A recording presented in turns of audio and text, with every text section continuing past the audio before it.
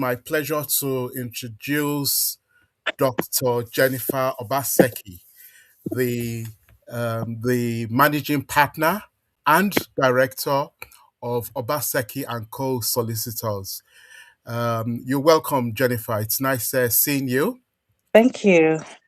Jennifer, obviously, apart from being a lawyer, she's actually a lady who has her hand dipped into so many pies.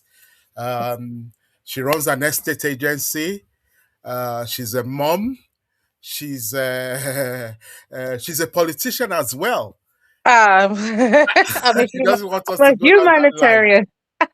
She doesn't want to. So we won't focus on that tonight anyway.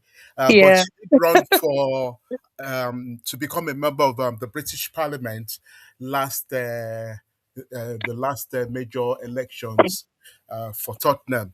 So hopefully one day Jennifer would be in Parliament as a member of Parliament. But our focus this evening is on the fast changing UK immigration rules and what people need to look out for 2026. But before we do that, if you don't mind, yes, I've mentioned your name. I've mentioned the fact that you Yeah. are the managing partner of Obaseki Solicitors, but and I've also mentioned one or two things. But there's actually more. There's more to Dr. Jennifer Obaseki, and this is Trumpet. You have to blow your own trumpet. So please Really? tell us a little bit more about who you are. No, we don't mind people blowing their Oh, own trumpets. okay. So, people know me as Dr. Jennifer Obaseki. I'm also known as Mom on the Run. When I say that, it's because I'm usually running to my children or away from them. Today, I have run to them because everybody is preparing for exams, so I'm keeping an eye on them. But generally, I obviously founded Obaseki Solicitors some 21 or 22 years ago now.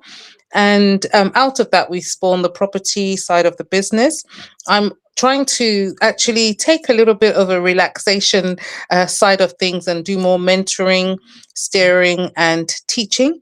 But what I'm quite passionate about is human rights and protecting the vulnerable, trying to make sure that everybody is recognized as equal within society, and also that people are actually empowered to make informed decisions. In the fast pace of life in the UK, people often find themselves in situations due to lack of knowledge.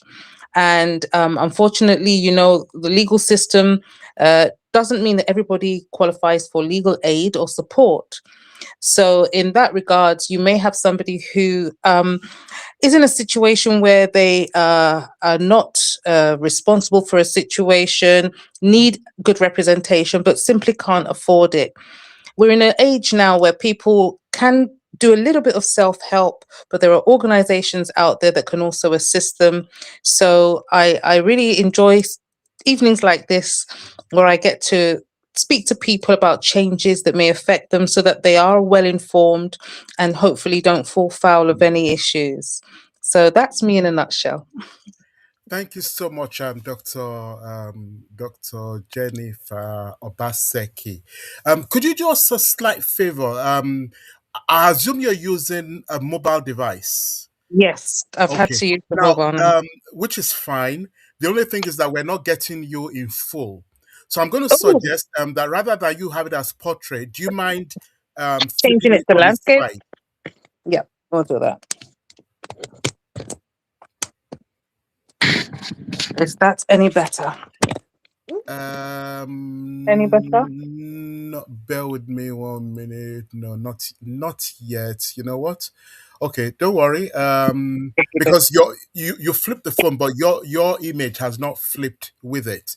Don't worry. I think we'll just Yeah. have to make do with what we have. Okay, brilliant. Yeah, that's fine. No problem. We'll have to make do with it. That's fine.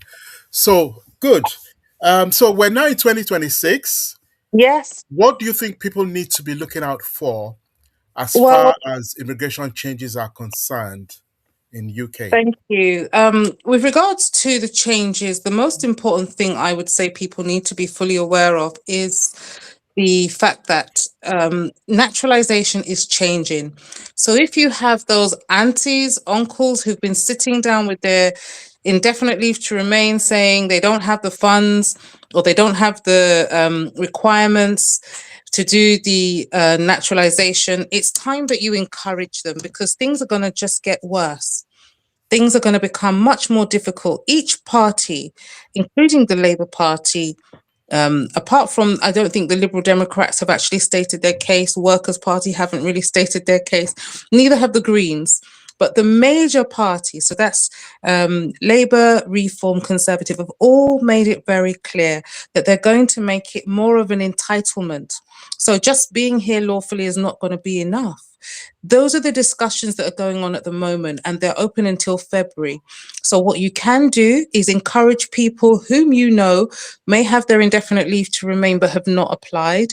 The other thing that you can do is try to get your voice heard, get your communities to speak to your local leaders. That's your MPs, your not necessarily your councillors, but your MPs, your members of parliament who would be engaged. Try to send representations into those people, written ones, so you can make reference if you know your community is going to suffer adversely. The other thing is, we've seen a lot of the negative press with regards to COS that has been happening. And the reason we've had that is because, lots of people have come in to the UK. Sadly, they've been brought in under false pretense in the sense that the jobs are not there for them, or the sponsor does not have the person they thought was the sponsor is not the sponsor, agents, as you know, and all kinds of things. So as a result, many families were not able to sustain themselves while they were here, and then fell into having to go to social services for housing assistance and other assistance. Many other situations, such as not having the minimum contracted hours, therefore the cost of living, obviously, in the UK being as steep as it is, affecting them, putting pressure on the families. So the government's looking to tighten up that whole area, bringing sanctions and repercussions against sponsors, as well as those who have knowingly used deception to come into the UK. It is obviously a criminal offence to use deception, so there's really tightening up all of those things.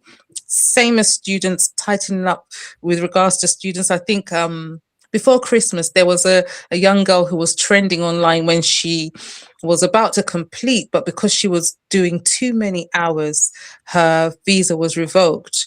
And that got a lot of attention on social media, quite rightly so, because it's very empathetic. You know that how much is used to cover school fees in the Mm, UK.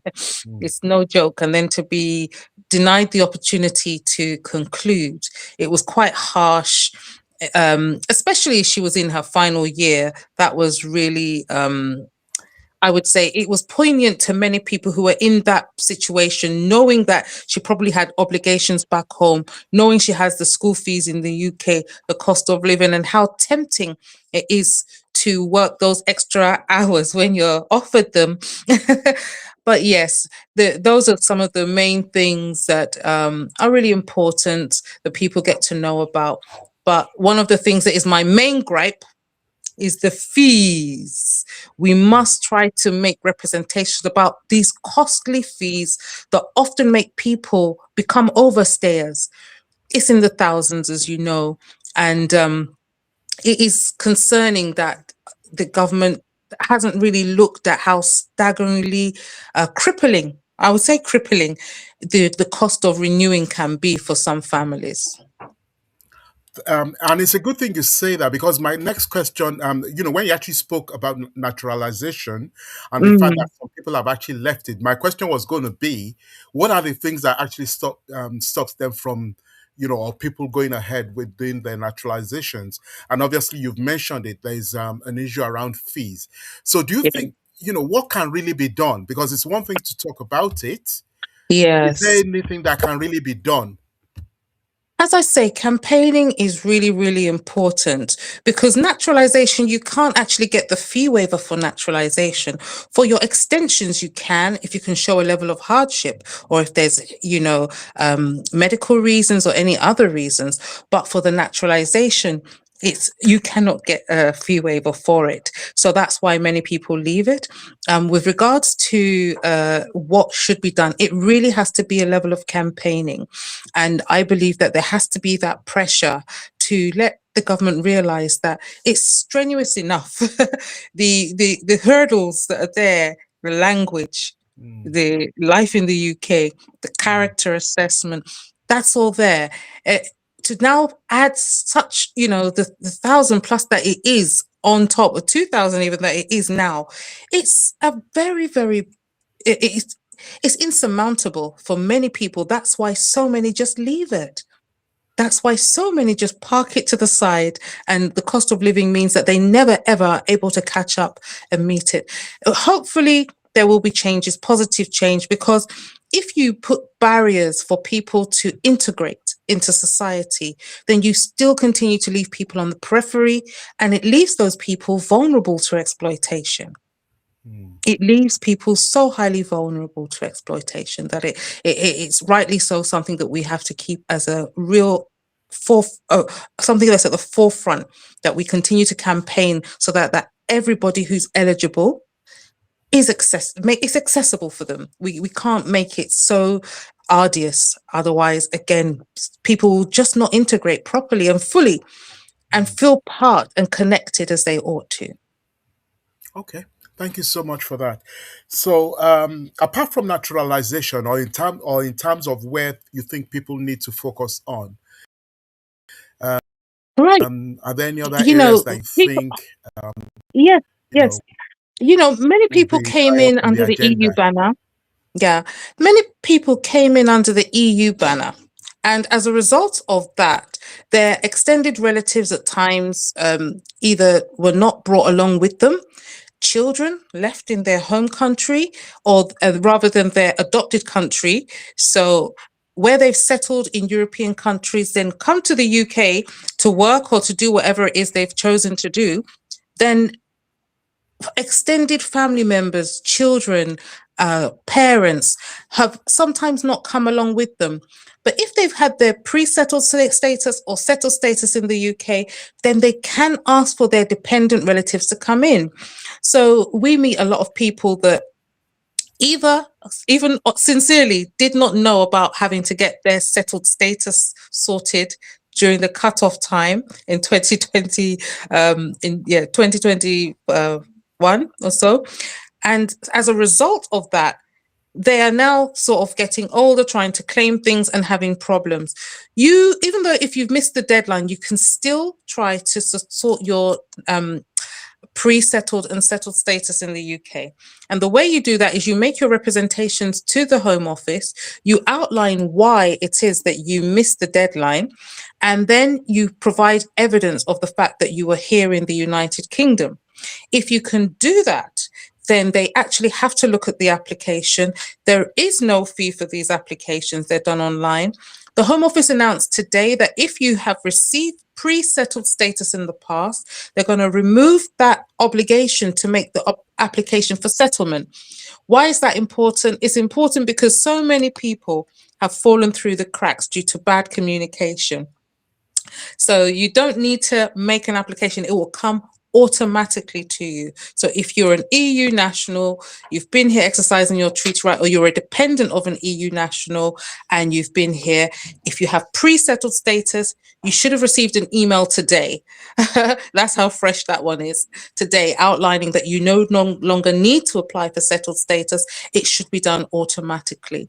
But if you've been claiming benefits, and if you've also been out of the UK traveling a lot, that's one thing to get settled or pre-settled. Then the other thing is to try and obey those calls to come back home or will need to travel. Often it's understandable that you may be in flux or not able to travel for such a long time. Then when you are, you just start going up and down. But always remember with the UK, if you spend too long, over 30 months in the last 5 years outside of the UK, especially when it comes down to your year of applying for naturalization, it can have an adverse effect. You may not qualify. So another reason why people don't apply for their naturalization, apart from the costs, the language, the life in the UK test, is if they travel a lot. It means that they no longer qualify and may not be able to meet the minimum days requirements in the UK to actually make the application. So they may have to spend extra time. One other factor which is quite important is this character test. It's become very, very difficult now, in the sense that if you worked without documentation, or you came into the UK illegally, you may be denied the chance to apply for naturalization. And you can imagine that that's quite a large pool of diasporans who may be overstayed, did cash in hand work at the same time, who entered using inaccurate documentation, or were brought in uh, by other people using inaccurate documentation. All of those people may not qualify for their naturalization now due to the very stringent way they're interpreting the character test. Then finally, this issue of being detained. If you're detained for more than 12 months, you basically really can not just lose your indefinite leave to remain, but you definitely will not pass that character test unless you get some kind of acquittal on your sentence. So you may have to appeal successfully so that the record is corrected. It's a very, very tightly interpreted rule with regards to the character, and people don't seem to realize that you can pass the good character test for naturalization, sorry, for indefinite leave to remain. So to stay in the UK permanently, you may be considered of a good character, but it may be that you do not. Can you close the door? It may be that you do not pass the good character test for naturalization. So you may pass for ILR, you may not pass for naturalization. That's how strict things are. Wow. Yeah. Wow. And probably for a good reason as well. Yes, Uh, there's a lot of, as you know, not just bad press. There's a lot of pressure, as we've seen from our friends at Reform, with regards to, uh, migrants. Migrants. I always wish that there's positive reflection as to what migrants contribute to the economy. And, the information is out there. You can go to Migrant Voice, look at any of the statistics as to how much migrants bring to the UK economy. In millions, okay? And when migration goes down, when student numbers go down, we know that universities, as we see, their funds are reduced. The towns, localities start to have a reduction in their economic activity, and in tax contributions, and as well as economic spending, migrants bring millions to the UK. So there is this real tussle, within government, as to how they appease those who do not like migrants or feel that migrants are taking all the jobs or adverse to the economy, as opposed to the fact that they realize economically they need migrants. The statistics are there. It's just about really educating the population that without migrants, you will not be able to manage your care homes. The care homes at the moment, as you know, are in crisis. People have stopped coming because of the uncertainty of their settled status at the end of the 5 years. The government have proposed those who are here under COS do not get settled status after 5 years. Now, that in itself is a big turnoff to many of those who would have come to the UK. They're turning to places like Canada, they're turning to places like Australia, they're turning to Ireland even, the Irish Republic, because if you come into the UK and you work so hard for so many years, number one, you would want to be able to bring your dependents. They're trying to curb back on that. That's a big challenge for many women, men who are coming here to be away from their family, doing such intense work. Then they're also trying to curb the ability to have your indefinite leave to remain after 5 years. So we have to keep an eye on the results of these discussions, the proposals. But for those who are thinking of coming to work in the UK, I would still encourage them. I would make sure that, you do things the right way. Go to the government portal, look for the skills shortage lists, make sure that if you are offered a job, that your employer actually has a sponsorship license to bring you in. Look at your terms and conditions before coming in. Apart from nurses, teachers, there are prison officers, there are many criteria that you can come in under. But again, because the government is discussing, you see that there's that hesitation now, not like it was, let's say, 3 years ago, where there was a quite a rush to come in. Before Christmas, I was having a discussion with some of the prison officers who, because the profession had been removed from the skill shortage, their contracts were not being extended. This affects their ability even to have promotion within their jobs. But because of the problems within HM prison services, I think there was a lot of lobbying for that to remain on the skills, that profession to remain on the skill shortage. So many Nigerian prison officers, other from other countries as well, who felt, okay, what do we do? Um, there is the proposal from the Home Office that if you lose your sponsorship for one reason or another, maybe your employer goes out of business, that you can try to self-sponsor.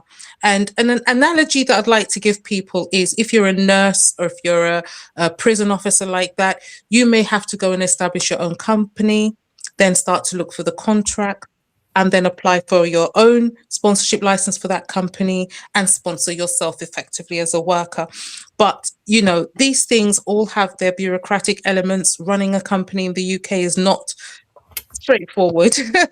You have to meet a number of requirements. It's important that you get advice before doing such, to see if it is the right thing for you. Always try to look for another sponsor. But if you are getting referrals, the work, the hours, and you can create a contract out of those referrals, then you might want to consider it. If you're a prison officer, you might have to go into private security, personal protection. If you're a nurse, you may need to go into care. You may need to go into disciplinary support, assisted support kind of contracts. And it's not impossible. So if you lose your sponsorship, do not give up straight away. Try these things. See if you can switch into another category, whether it be that of a student or something else. That's if you can afford the fees. We've mentioned how high those are. So just don't sit on your laurels. Just don't become an overstayer. Don't put yourself into a position of illegality, so that if you do have to leave, that you find it difficult to come back. Thank you so much, Dr. Obaseki. Guest, if you have any questions, please put it in the chat and we should be able to pick it up from here. And Dr. Mhm. Obaseki is prepared to answer as many of those questions as possible Yeah. online now.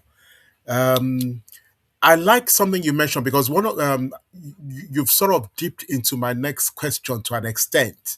Okay. We found so many people who, especially around the COS issue, so certificate of sponsorship issue, which has affected so many people from our communities, whereby they've now found themselves at a point where they're stuck.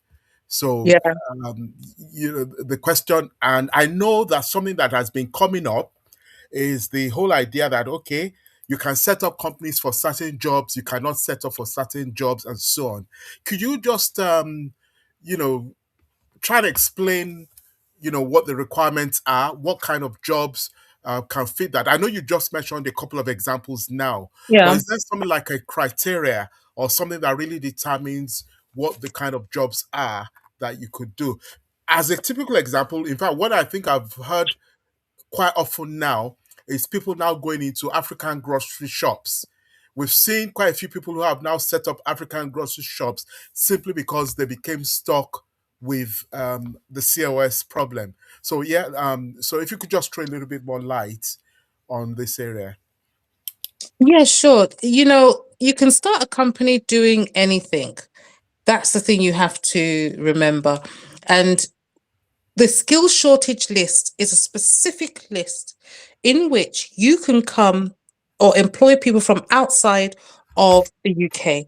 And that list It's compiled by the government to bolster those sectors where they need additional labor within the UK. So that's your starting point. Can I create a business where I can then justify one of these professions being employed from outside of the UK? Or while I'm here, since I've lost my own sponsorship, create a role for myself and therefore sponsor myself with the company that I establish. So that has to be the starting point and the thinking. And you also have to think about the um, the salaries and whether you can come in.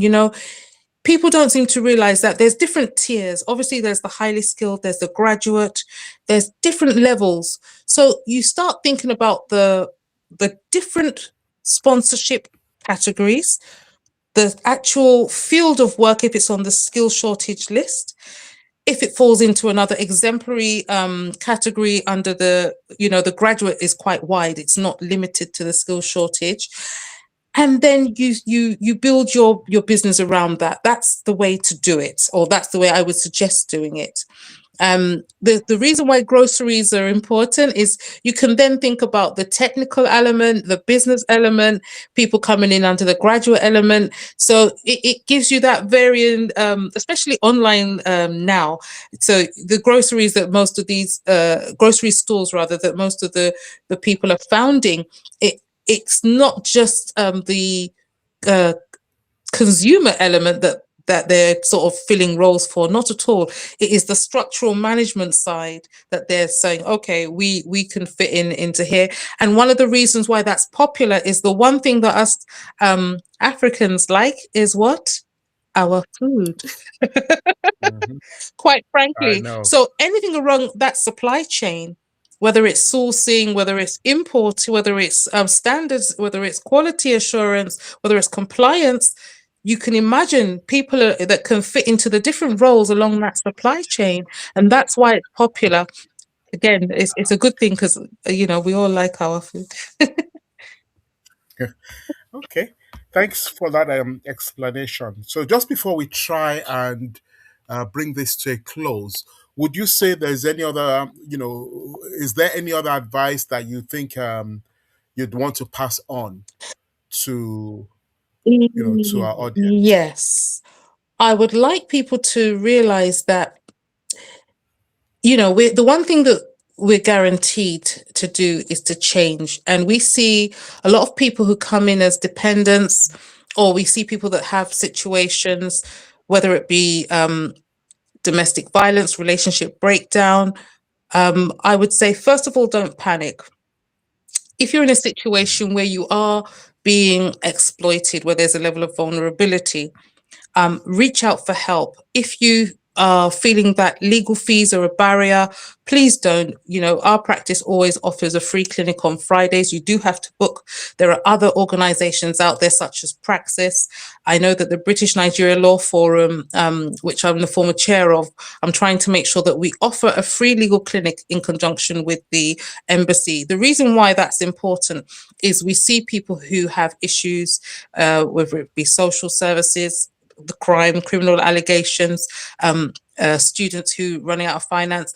Rather than them making their situations worse, it's important that they have a culturally appropriate lawyer or advisor that they can actually go to. So finding qualified professionals, and qualified means not just referred to you by your friend or even that you just see online.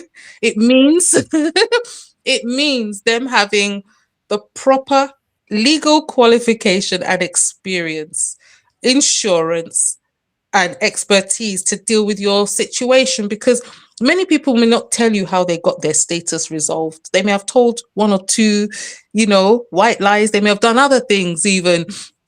But the point is, everybody's situation is unique. Just because somebody promised or got something for somebody else doesn't mean it will work for you. And making sure that you go to the right person who is qualified to give you that advice is essential. Try not to just sit down without realizing that there are avenues that may help, such as the fee waiver. The fee waiver is designed for people to use. All you have to do is fill out the forms, show how your income and expenditure doesn't match, and hence you need that support to put in your application for renewal. The other thing is young people who have been brought into the UK, maybe by extended family members or their parents, and not realizing that they need to regularize their status. Obviously, if you're under the age of 25 and you spent half of your life in the UK, you can make an application. If you're an undocumented parent and your child has been here for more than 7 years, you can make an application. If you have other exceptional circumstances, it's important that you reach out, get help. Many local authorities actually give a limited amount towards helping you.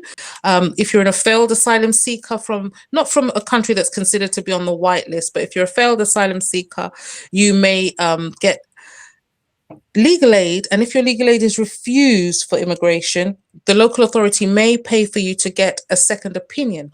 That's really important as well. The second opinion is maybe limited financially, but it means you can go and get additional opinion on your situation. I'm keen for you to, for listeners to realize that it's hard to get an immigration legal aid solicitor.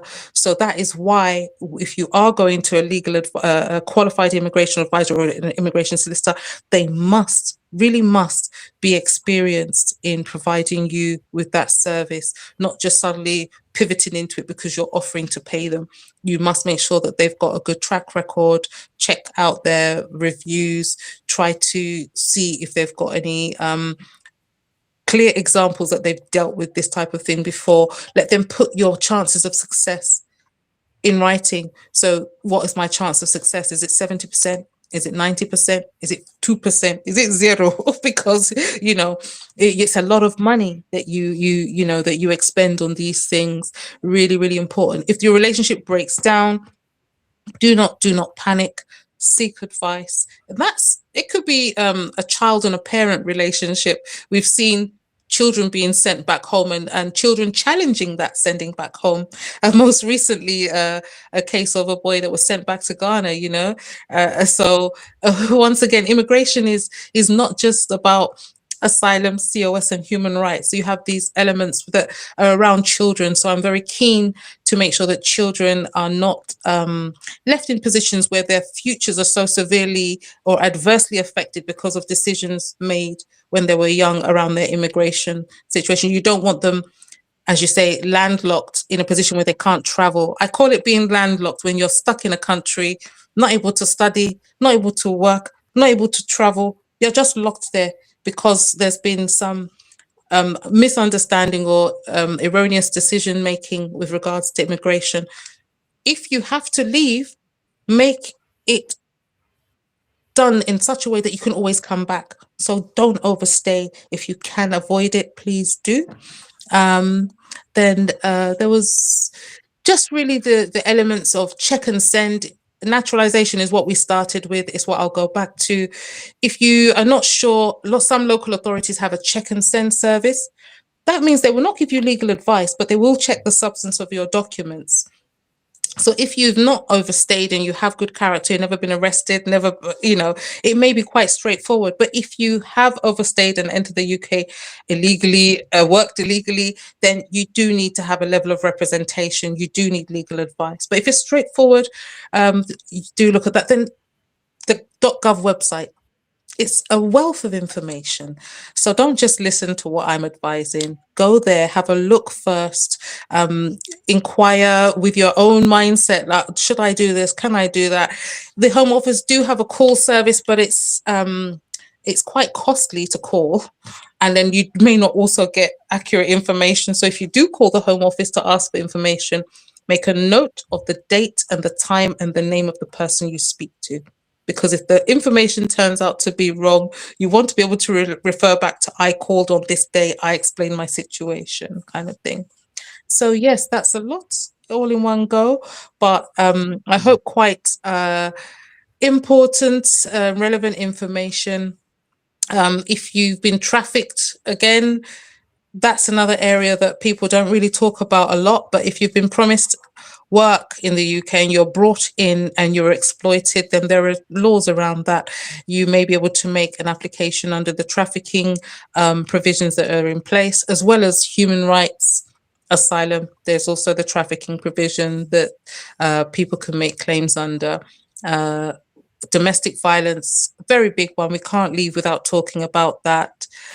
Men are victims of domestic violence as well as women. Women are the majority victims. Let's be very clear. We know this, women and girls. We know this. However, some men are also, quite frankly, exploited.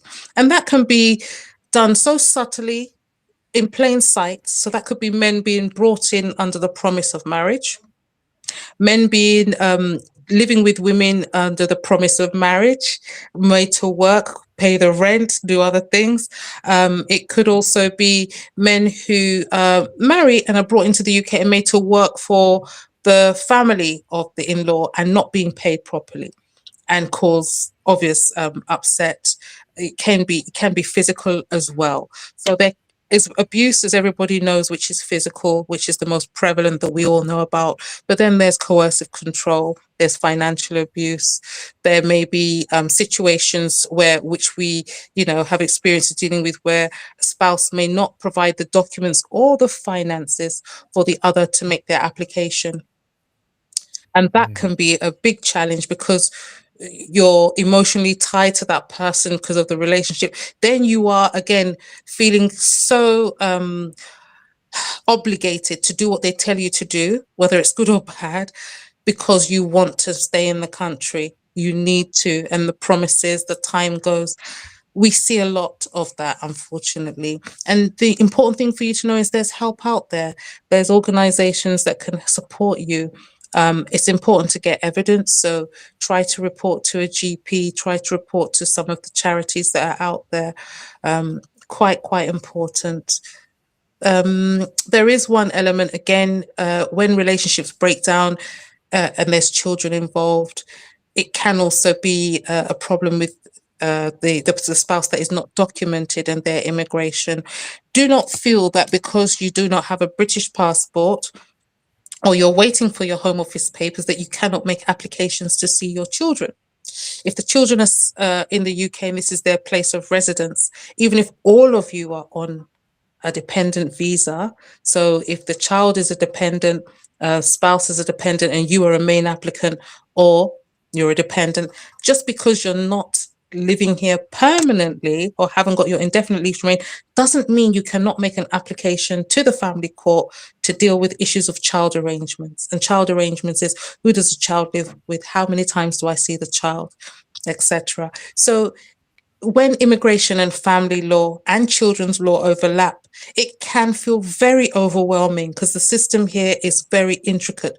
You'll have calls from the court advisory officer wanting to know how long you work, what's your relationship like, asking you questions that in Nigeria are not often done.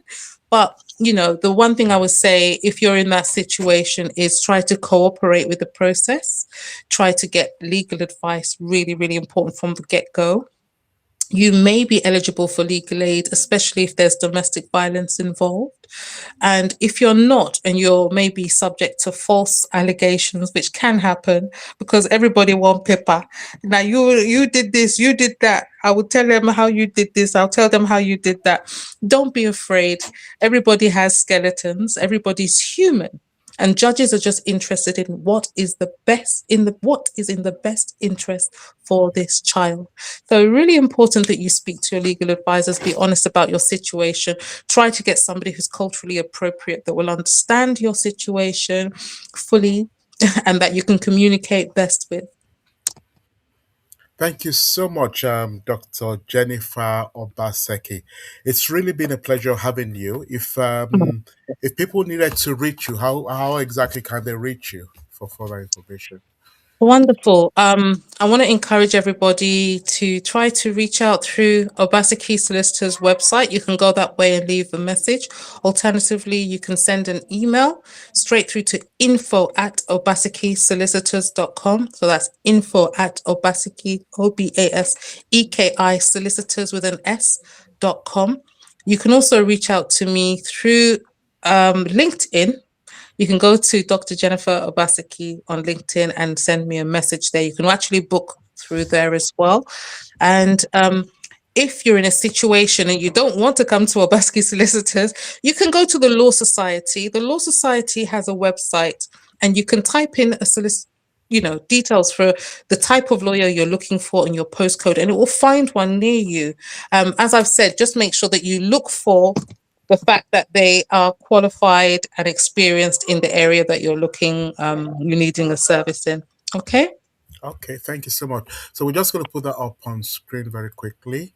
Uh, Yeah.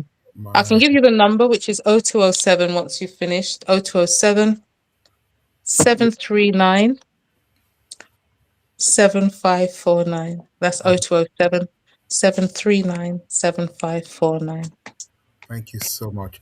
It's been a pleasure having you around, and I know there are plans to probably have you back pretty soon. Um, I know Dr. Obasek is a very, very busy woman with her hand in so many pies, but I know we'll manage to get her back Yeah. next week, I believe. You'll So be able to get me anytime. I'm just so happy that you're doing this. As I say, it's really important that people have information to make decisions. Though wear many hats, one of them is for the legal advisor for the Nigeria Youth Council Europe. So we want to make sure all Nigerians in the diaspora have full and detailed information as to how to make sure that they are legally sound, never have issues, which is impossible, but at least have enough information to make informed decisions. thank you so much, and wishing you a very, very good evening You of what too. Thank you for next. having me. Okay, Thank you. thank you.